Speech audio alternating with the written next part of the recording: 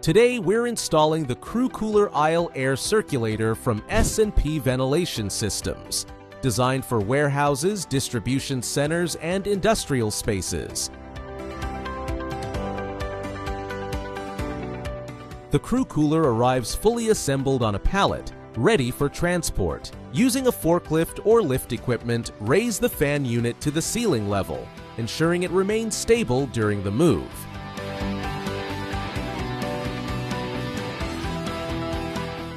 Next, secure the CrewCooler using heavy-duty mounting chains.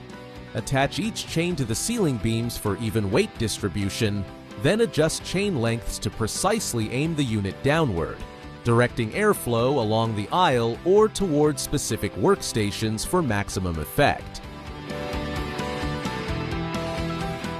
Once the unit is mounted, connect the electrical wiring to the junction box. Ensure compliance with all local electrical codes.